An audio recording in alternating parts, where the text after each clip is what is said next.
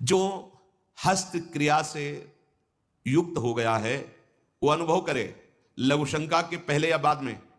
देखना जो जीवनी शक्ति है वो आपको ह्रास होती दिखाई देगी, बूंद बूंद निकलते दिखाई देगी, कितना सर्वनाश कर रहे हो।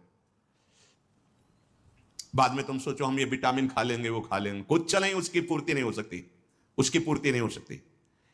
आगे इसमें आता है ये जो आयुर्वेदिक औषधियां दी जाती हैं ये बलिष्ठ होती हैं, और ये चूंकि आपकी प्रवृत्ति गलत है वो बलिष्ठ होकर आपको और कामोत्तेजना प्रदान करेंगी, तुम रोक कैसे पाओगे?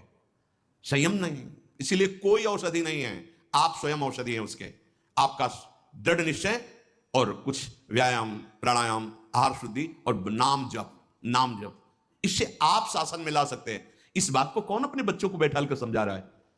अगर वो नहीं है तो सावधान हो जाएंगे कि अगर कोई ऐसी बात बताता है तो माता पिता ने मुझे पहले सिखा रखा है कि ये बहुत नाशकारी क्रिया है, कभी ऐसा नहीं करना। आप बताते हैं क्योंकि आपको फुर्सत कहां है, आप अपने मनोरंजन में मस्त है, आपको यही लगता है खिलाना पिलाना ही केवल बच्चों का प्यार दुलार है। नहीं, कभी बैठा लिए, उनकी दिनचर्या देखिए, आप उनसे पहले इस महान दुर्गुणों का आगाह कीजिए कि ऐसी ऐसी बातें आगे कोई तुम्हें सिखा सकता है या तुम्हें है तो नहीं, जानकारी करनी चाहिए। अगर कभी ऐसा हो तो मत, ऐसा मत करना। जो नवयुवक हैं, हाथ पैरों के जोड़ों में दर्द मालूम दे रहा है, शिथिलता हो रही, दिमाग में एक सनसनी बनी रहती है, आपको ये अश्लील चित्र देखना अच्छा लगता है, गंदी बातें करना अच्छा लगता है, ये सब उसी हस्त क्रिया का परिणाम है।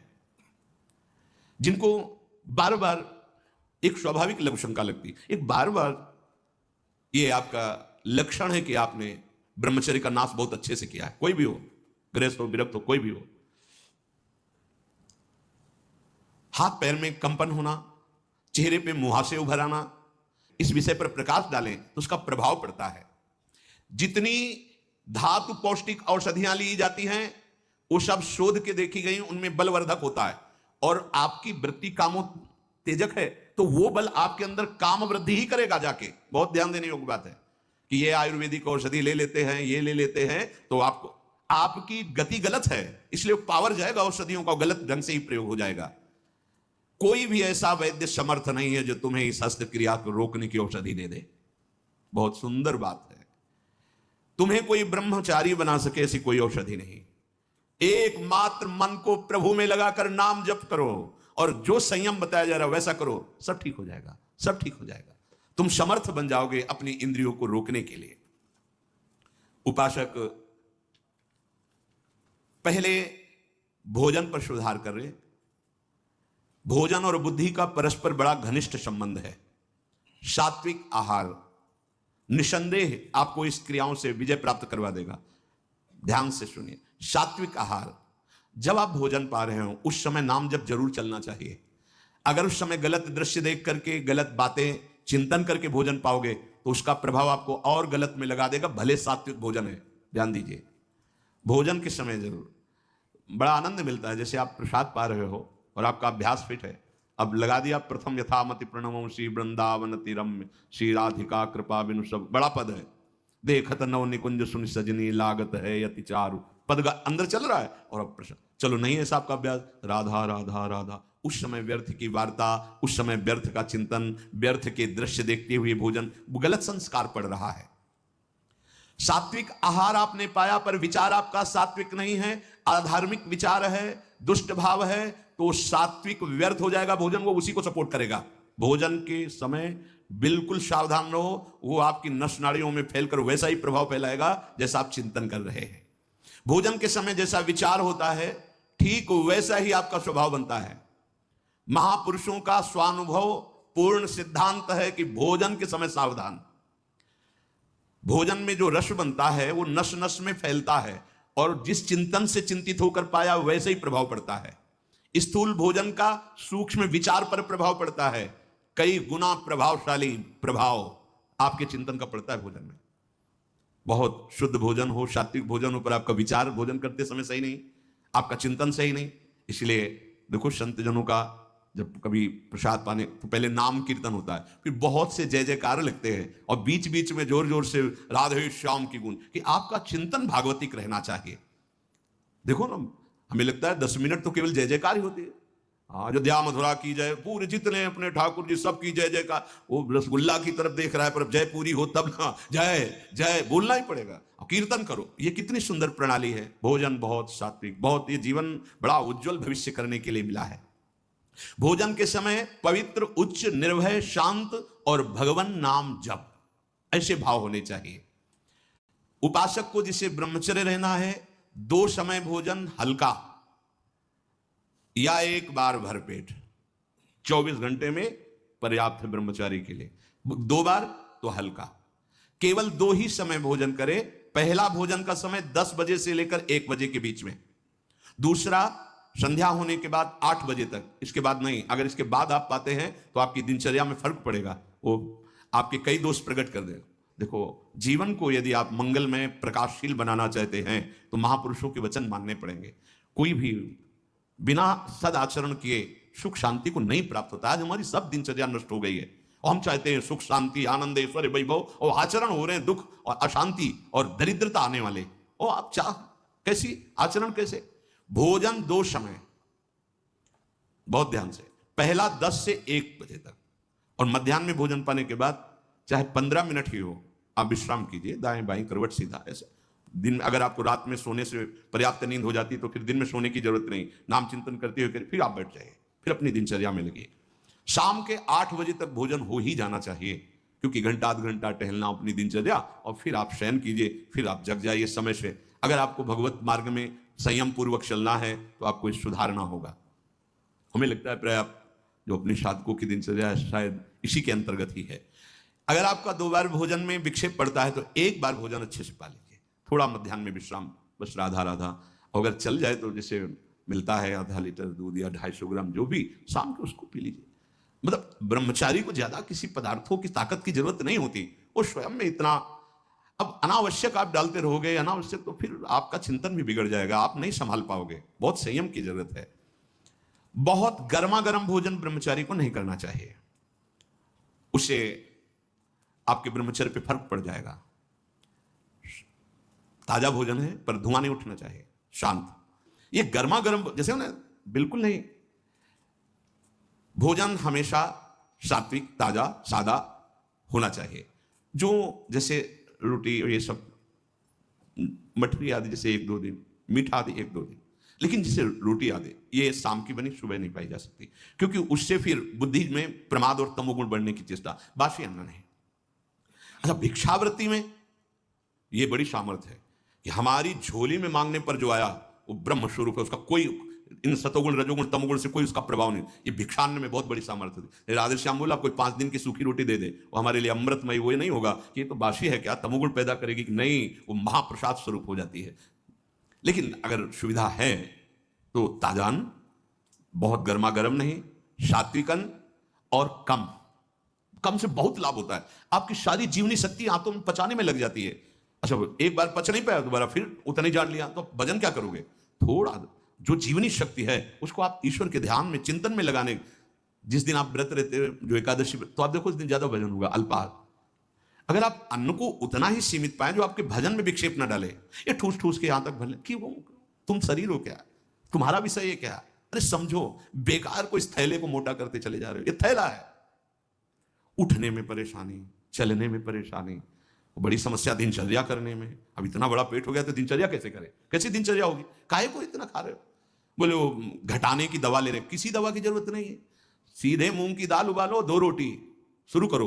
1 महीने में अगर तुम्हारी चर्बी न कम हो जाए, तुम्हें बताना, रोज सुबह टहलो, थोड़ा व्यायाम करो। अगर जानकारी हो तो जो योगी जन आपको प्राणायाम की पद्धतियां बताए, और सात्विक भोजन, अपने आप ठीक हो जाओगे। पाना है पिज्जा बर्गर, पाना है तुमको संसारी को, अब चर्बी बढ़ती चली जा रही, आगे पीछे, ना उठने की सामर्थ्य ना बैठने की। भाई वृद्ध हो गए हो तो बात अलग है, यहां तो जवान कैसे, मतलब ये पेट निकलना मतलब अपने जीवन को खोखला कर देना है। बोलो अपनी दिनचर्या को कैसे कर पाओगे? अब इतना मोटा शरीर बनाने से कोई लाभ नहीं है। आप समझते हो स्वस्थ शरीर उसे नहीं कहते कि जितना मोटा हो गया स्वस्थ शरीर। आपकी दिनचर्या स्फूर्ति युक्त होनी चाहिए, वो उचित आहार से, युक्ताहार विहार, भगवान के वचन है। ये जो शब्द लिखे, ये अच्छे पदार्थों को ठूस ठूस कर खाने का स्वभाव, ये आपको संयम में नहीं रहने देगा। बढ़िया काजू पड़ी, किशमिश पड़ी, खीर है, आप हटाओ। अरे किसको पिला रहे हो, किसको? ये रसेंद्री के संतों ने कहा है, घाटी नीचे माटी, बस इतना का खेल है। इतने के नीचे गए हो सब बेकार हो। अब फूल रहा है, गैस बन रही, कब्ज बन रही, डकार इधर घूम रहे उधर, काहे को परेशानी मोल ले ली।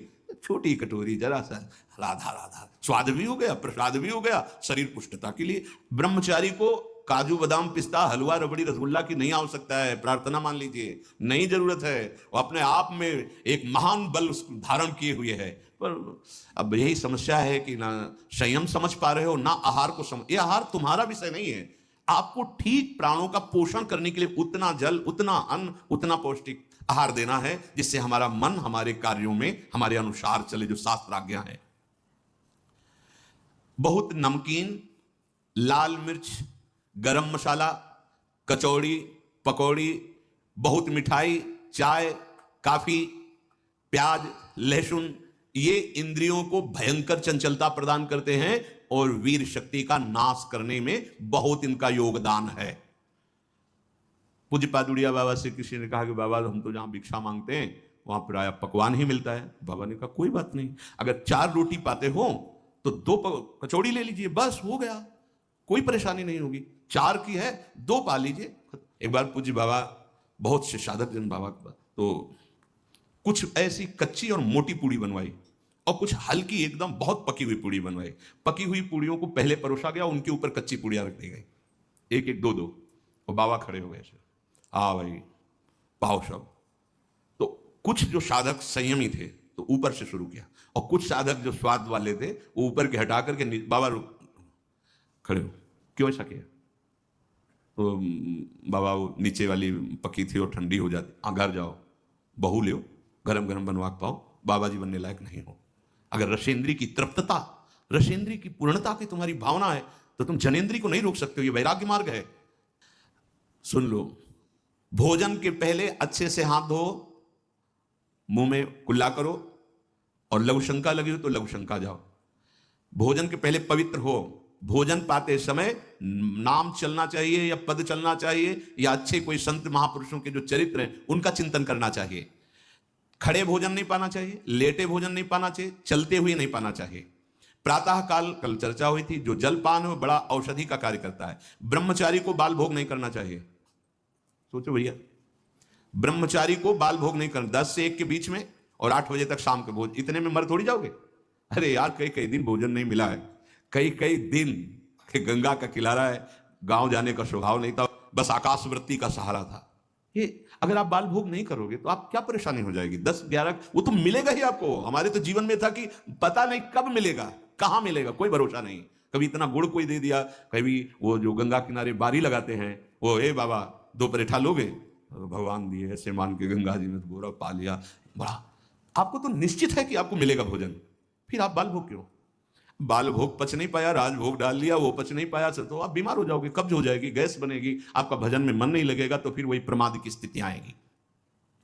भोजन होने के बाद 100-200 कदम चलना चाहिए, टहल करके दिन में 15-20 मिनट विश्राम। रात्रि में भोजन के बाद आधा पौन घंटा नाम जप माला उठाओ, छत में या कहीं जैसा हो, आराम से भगवत चिंतन करते हुए टहलो, यानी तुरंत पा करके फिश है। कल बताया था उपासक को 3 लीटर पानी पीना ही चाहिए, उससे पेशाब के द्वारा बहुत सी जो शरीर को कष्ट देने वाली वो पित्त आदि सब तैयार वो निकल जाते हैं। कब्ज की बीमारी पानी की कमी और गरिष्ठ पदार्थों के पाने से होती है, ये नहीं होना चाहिए। तभी आप ब्रह्मचर्य, जल पीते समय धीरे धीरे आराम से पीना चाहिए, गट गट गट ऐसे नहीं, राधा राधा नाम लेते थोड़ा थोड़ा 5 मिनट में धीरे धीरे। प्यास की पानी से ही बुझाएं प्यास को, सोडा वाटर, लेमन या ठंडे पेय पदार्थ जो शीशियों में आते हैं, हाँ ये ब्रह्मचर्य, संयमी, भगवत मार्ग, ये सब चीजें ले भाई। आपको अमृत पान करना है, राधा नाम सुधा रसम रसी तुम, बहुत सावधान। प्रकृति के विरुद्ध चलने से कभी कोई सुख का अनुभव नहीं कर सकता, बहुत सावधान। भोजन के समय आपको पानी नहीं पीना है, यह अभ्यास आपकी दिनचर्या में बहुत बाधा पहुंचा देगा। यदि आप भोजन के साथ पानी पीते हैं, गैस बनना शुरू हो जाएगी, कब्ज बनना शुरू हो जाएगा, आप परेशान हो जाएंगे। अगर आपको भोजन में पानी की आवश्यकता लगती तो आप आधा घंटे पहले थोड़ा पानी पी लीजिए, भोजन के आधा घंटा पहले, और भोजन के समय बिल्कुल मत पीजिए, और भोजन के आधा घंटा 1 घंटा बाद आप छक के पानी पी लीजिए, उतना जितना श्वास और भजन करने में परेशानी ना पड़े। खड़े खड़े पानी नहीं पीना चाहिए। रात्रि में सोने के समय गर्म दूध नहीं पीना चाहिए कि आप गरम गरम दूध पी रहे, नहीं, उसको एकदम शांत कर लीजिए दूध को, जब धुआं न रह जाए। अगर दूध भी पीना है तो पीने के बाद 20-30 मिनट टहलना चाहिए, नहीं कि दूध पी के आप सो गए, संयम में नहीं रह पाओगे। प्रातःकाल उठते ही सूर्योदय के पहले यदि आपको सुविधा हो जाए, एक तांबे का पात्र रखो और उसमें जल पूरी रात्रि भरा रख लो और वो पियो, तो आपको बहुत संयम में सहयोग मिलेगा और रोगों के नाश में सहयोग मिलेगा। तांब पात्र में रात का रखा हुआ जल। ये नितांत सत्य है कि कोई भी नशा करने वाला ब्रह्मचारी नहीं रह सकता। जो तमाकू और भांग, गांजा, अफीम, इस तरह के कोई भी नशे, वो ब्रह्मचर्य नहीं टिकने देंगे। इसलिए कोई भी नशा न करे, आलस्य अपने कर्तव्य कर्म में ना करे, हृदय को बार बार शीतल करता रहे, ऐसा चिंतन करे। संतुष्टाये न केन वा, ऐसे चिंतन मत करो कि हृदय तुम्हारा जलता रहे। यदि हम जो सुनी हुई आज सत्संग की बातें हैं इनको अपने जीवन में उतारें, और पहली जीवन की प्रार्थना हमारी कि आपकी पहली सीढ़ी ब्रह्मचर्य है। यदि आप ये हस्त क्रिया या किसी भी तरह से गंदी आदतें पूर्व संस्कारवश, कुसंगवश हैं, तो आप छोड़ दीजिए, हिम्मत कीजिए, एक बार जलिए, एक बार नियम ले लीजिए, मैं ऐसा नहीं करूं। खान पान कीजिए और सोने का एक निश्चित समय रखिए, और जिस समय आप ऐसी हरकतों को करते हैं वो समय आप माला लेकर बैठिए। जब तक गाढ़ निद्रा का आवेश ना हो तब तक आप अपने को स्वतंत्र मत छोड़ दीजिए कि पड़े पड़े चिंतन, फिर गड़बड़ हो जाएगा। बिल्कुल ऐसा ही किया गया है जीवन में। हाँ, भोजन के बाद, चलने के बाद वज्रासन में बैठकर जब नींद आई तो कभी कोई माला लिए, कभी माला रखे। और गुरु कृपा से जब ऐसी भावना बन जाती है, निरंतर मंत्र नाम जब चल रहा है, वो बात अलग है। पर आपको अपनी दिनचर्या, अब आप सोने जा रहे हैं और आराम से दरवाजा बंद किए और लेट गए और मोबाइल हाथ में, सर्वनाश की स्थिति आप में आ ही जाएगी। क्योंकि एकांत में मन बहुत बलवान होकर इंद्रियों के साथ भोगों का चिंतन करता है। ये बिल्कुल सावधानी रख लीजिए। बलवान इंद्रिय ग्रामो विद्वानम अपि कर्षति। जहां एकांत होंगे, मोबाइल हाथ में है, वो आपकी दुर्गति करने का बहुत बड़ा साधन बन जाएगा। पहला काम, कमरे में जब जाओ स्विच ऑफ कर दो, बिल्कुल जैसा कहें। माला उठाओ या कोई महापुरुष का चरित्र उस समय पढ़ो, वो आपको थप्पड़ की तरह लगेगा, और चरित्र पढ़ के उसी के चिंतन करते हुए सो जाओ, या माला लेकर के जब करते जब नींद आए तब सो जाओ। कोई ऐसी चेष्टा मत करो जो तुम्हारे उत्साह को, तुम्हारी जीवनी शक्ति को नष्ट करके नरकगामी बना दे। बहुत बढ़िया अवसर मिला है, निकल चलो प्यारे। बार बार आप देख रहे हो कि आपकी दुर्दशा कर रही चेष्टाएं, आप जो कहते हो मैं छोड़ नहीं पा रहा, उसका कारण है आपका निश्चय। आप निश्चय ठीक नहीं कर पा रहे, और नाम जप करो, ऐसा निश्चय होगा। आप इस सत्संग सुनकर मनन करो, ऐसा निश्चय होगा कि निश्चित भगवान की कृपा से आप इस जीवन में संयम पूर्वक बर्ताव करते हुए भगवत प्राप्ति कर पाए। श्री राधा वल्लभ लाल की।